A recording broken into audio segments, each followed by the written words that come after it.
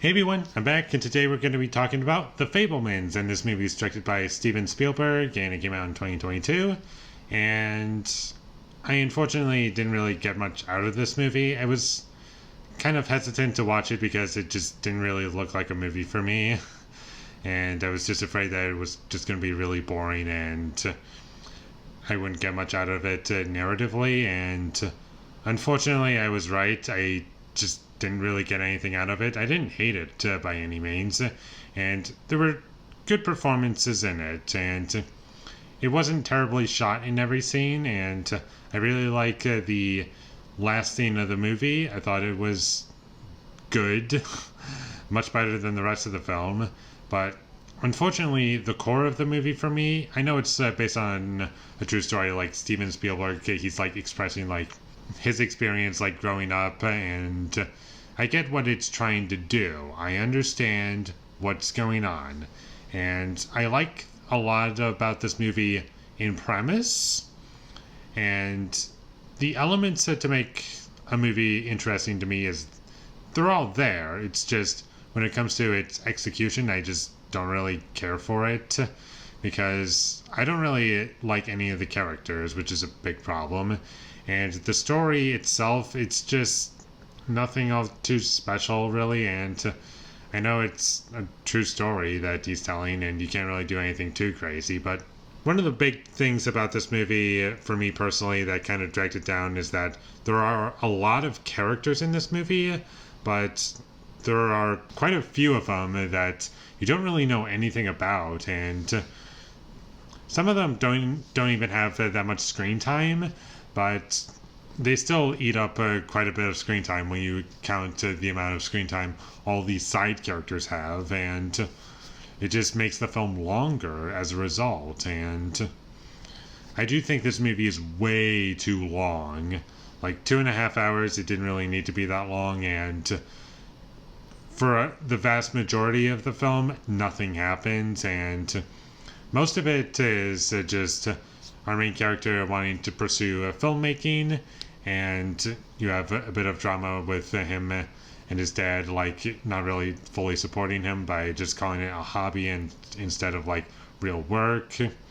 And there's drama between like in the family because Michelle Williams, his character, and she's cheating on her husband with Seth Rogen, and there's that going on, and there's a bunch of drama with that, and all of these elements are going on in the movie, and they just don't make it interesting. And I've seen it done before. There's nothing special that this movie does about it, and for about 2 hours of this movie, I was just bored out of my mind, and I was completely checked out like at the 50-minute mark because I knew exactly what we were getting into, and the movie was moderately interesting for the first half.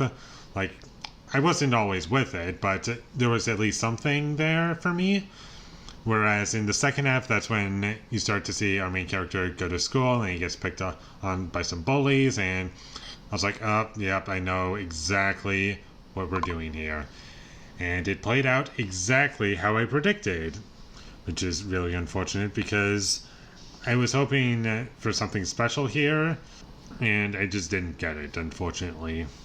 And for those who are wondering why this movie doesn't really work for me, it's not because it's based on a true story, and a lot of people seem to think that just because it's based on a true story, then it should automatically get extra points just because of that reason alone.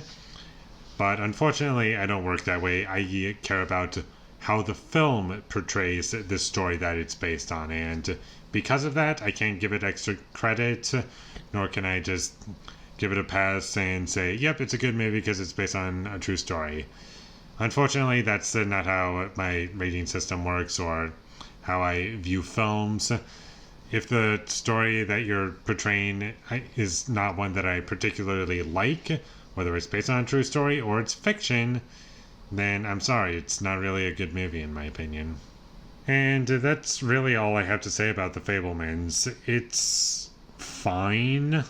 It's just really boring, and there wasn't really anything that stuck with me, and there were a couple parts that I kind of enjoyed, but most of this movie just wasn't very special to me, and I didn't get anything out of it is my biggest problem, and it was just very basic, what we've all seen before 100,000 times, and I just wanted something special because it's nominated for multiple Oscars, and I was hoping to see something really special like the ones I've seen already that were nominated for Best Picture, and this just wasn't one of those. And not that it needs to be like the biggest thing in the world or like something so crazy and out there like Everything Everywhere All at Once. I wasn't expecting something to be like crazy like that. I was expecting, or at least hoping for something great, but I didn't get that here. It just runs into like too many characters, and some of them are kind of annoying, and there's some things in this movie that just don't need to be there, and it's too long. I just didn't connect to anything in the movie. And with all that being said, I'm going to give The Fabelmans a 5 out of 10. Thank you for watching my videos as always. If you enjoyed this review, be sure to leave a like and comment down below what you thought of The Fabelmans, and my social media links, they will all be in the description, so follow me there. And last but not least, subscribe to be a part of Foley Nation, and I'll see you when I get my next review up, and that is going to be for Tar. So look forward to that, but until I get that up, thank you for watching and have a great day.